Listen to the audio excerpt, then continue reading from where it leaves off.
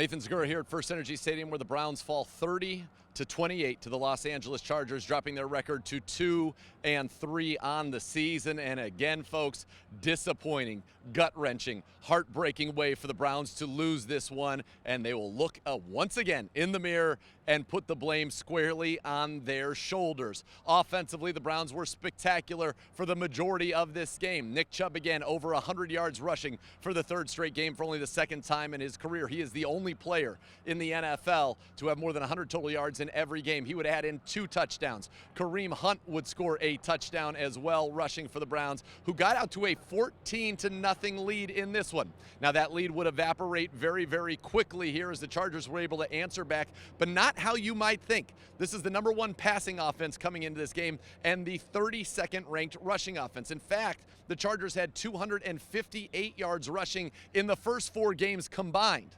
The Browns' run defense, which looked suspect last week against the Falcons, got reinforcements up front. Miles and Clowney and Taven Bryan. And I'll tell you what, Clowney, he played great today, certainly against the run. But overall, the run defense was not good enough. The Browns gave up more rushing yards to Austin Eckler in this game than he had in the first 4 games combined. He'd rush for over 170. Their team, which had 258 in the first 4 games, would rush for 238 yards today against the Browns and a couple of touchdowns. The Browns put up 433 yards of offense today, folks. That should be enough to win. Defensively, they're not getting the job done. They could not get to Justin Herbert all day. The only sack they were credited with was one where he scrambled out of bounds for -1 yards. They could not get there. They would be close time and time again, but couldn't get it done. So how did we get here? How did we get to 30-28 after a 14-0 lead? Well, it was kind of back and forth. Both offenses doing really whatever they wanted. The Browns had an opportunity at halftime to make a field goal and go up a touchdown. Cade York from 45 yards, he would miss. Obviously, when you lose by 2, those would be big points. We go ahead to the second half. Fast forward to the end of this game. The Chargers had an opportunity to run out the clock. They went for it on 4th and 1 at the 50-yard line. They went for it. 4th and 1 at the 50-yard line instead of punting it back to the Browns, who had no timeouts left. They did not get it. The Browns got the ball back, down to just over a minute to go.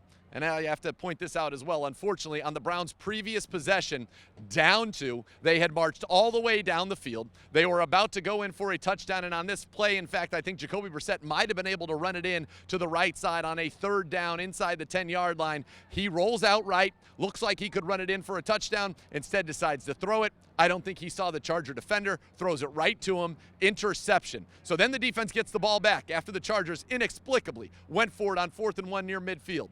The Browns are able to get down to the 35-yard line. They are not able to get past the 35-yard line, though. First down, they run it left. They get nothing. Second down, they take a deep shot.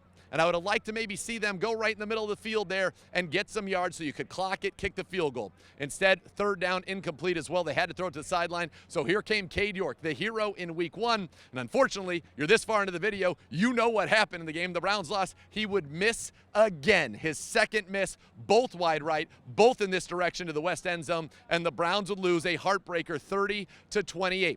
The Browns, earlier in the game, on their own drive, on their own side of the field, they would go for it on 4th down from the 30, 4th and 1. Jacoby Brissett, 9 for 9, sneaking it all year, right? Well, they don't sneak it. They run a counter to Kareem Hunt. He gets hit in the backfield. That would end up being 3 points for the Chargers right there, and those points ultimately would play a big factor. Change any one of those things, converting it on that 4th down, making the field goal at the end of the first half, making the field goal at the end of the game, not throwing an interception inside the opponent's 10-yard line, and this Browns team would be 3-2. But that's the story of the season at this point. Unfortunately, the Browns should have gotten it done against the Jets. They should have gotten it done against the Atlanta Falcons. They should have gotten it done here today against the Chargers, but unfortunately, they did not. And now they have the Patriots coming to town, who just put a 29-0 beating on the Detroit Lions to try to get back to 500 and stay in this very tight AFC North and AFC playoff race. Disappointing once again. That's the word, unfortunately, we're uttering all too often early in the 2022 season.